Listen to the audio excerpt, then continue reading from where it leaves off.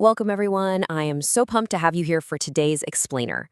Look, if you've been paying even a little bit of attention to tech lately, you know AI agents are literally everywhere. But actually making them work across an entire company? Yeah, that's a totally different beast. Today, we are tearing down something super cool, a tool used internally by Y Combinator to scale AI agents across their entire company. It's an open source project called the QM Harness, and the way it handles multiplayer AI is going to fundamentally change how you look at enterprise automation. Okay, let's dive right into this. Here is our roadmap for today. First, we're looking at the single-player problem. Then we'll meet YC's QM harness.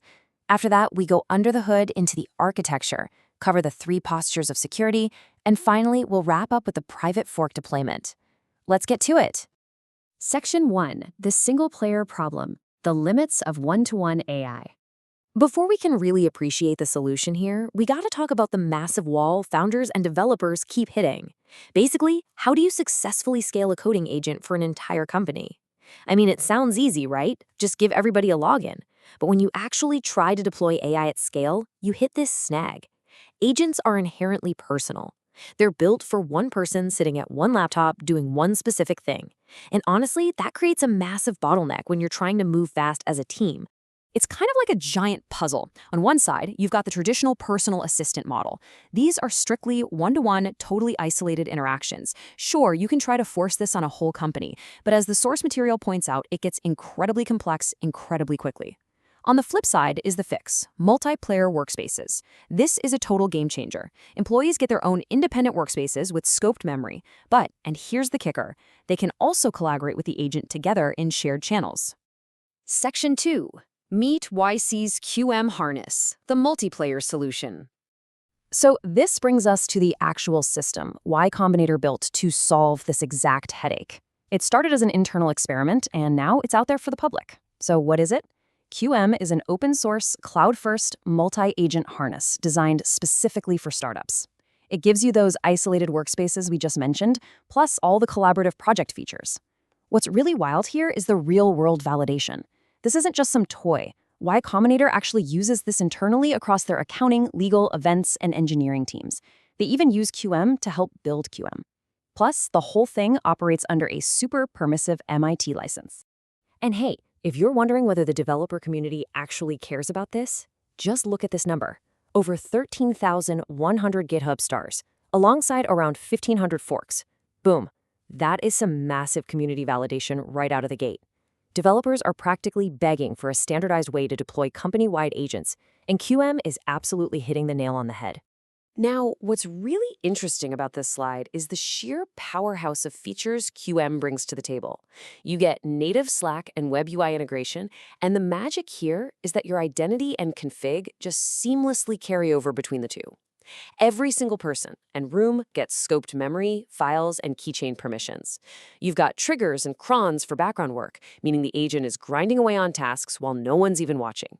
You get org-level admin controls, and you can even spin up and share internal web apps. It is the whole shebang. Section 3. Under the hood, architecture. Tearing down the engine. All right, let's get into the technical weeds and see how this thing is actually wired. QM runs on a super solid modern stack. Every single turn of the agent routes through a generic central core API, built on TypeScript, Node, and Fastify. The Slack plugin runs in process using Bolt, and the web UI uses Vite and Lit. And backing all of this up, a Postgres persistence layer that safely holds all the user data, session history, and durable state. It's clean, it's efficient, and it is incredibly modular.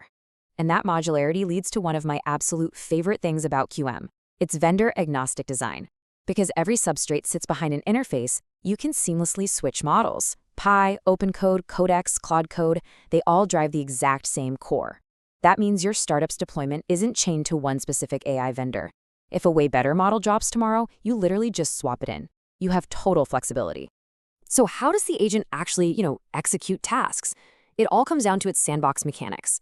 The agent gets a small fixed tool surface. One of those tools is simply called execute, and it runs commands inside its very own isolated sandbox. Think of this sandbox as a durable computer just for the agent. If the agent installs a tool on a Tuesday, it's still going to be installed on Wednesday. It has its own persistent living environment to work in. Section 4. 3 postures of security, safely deploying autonomous agents. Now, obviously, if an AI is running commands in a sandbox on behalf of your employees using their exact credentials, yeah, security is absolutely paramount. Everything is audited. To manage the risk, organizations pick from one of three security postures. Step one is strict. Literally, every single tool call pauses and waits for a human thumbs up. Step two is auto, which is the default. A classifier automatically screens external data and tool results before they hit the model. Then you have step three, dangerous. No content screening and no pausing. But here's the brilliant part. Even in dangerous mode, a pre-declared command policy acts as a safety net. It uses hard denials to block totally destructive actions, like recursive deletes or dropping a database. So you're protected from the absolute worst-case scenarios. Section 5. The private fork deployment. How to securely host it yourself. Okay, so what if your org wants to host this, but you absolutely have to keep your internal customizations strictly private? The QM docs have a massive security warning about this. So the crucial point is, you should never use GitHub's actual fork button for this. Why? Because a GitHub fork inherits the visibility of the public repo and shares its object network.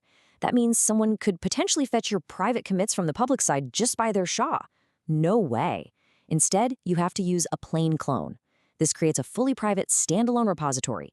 It's an isolated downstream copy running in your own account with its own CI. This is literally the only secure way to do it.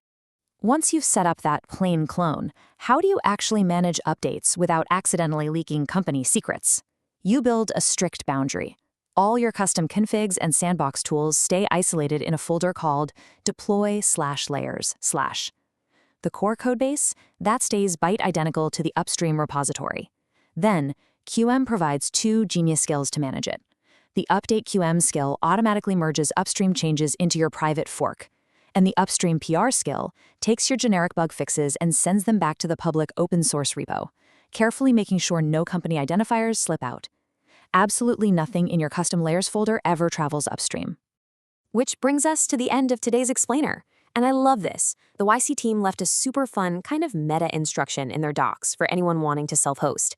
They literally just say, go to your coding agent of choice and tell it, deploy https://github.com/ycsoftware/qm. That's it. It is just wild how fast the barrier to entry for enterprise AI is falling right now. QM isn't just another tool. It's basically a blueprint for the future of collaborative, multiplayer workspaces, which leaves us with a pretty provocative question. If your newest employee isn't a person, but an instantly scalable, autonomous workspace, how fast could your startup actually move? Thanks so much for hanging out with me today. Go check out the repo for yourself, keep learning, and I'll catch you in the next explainer.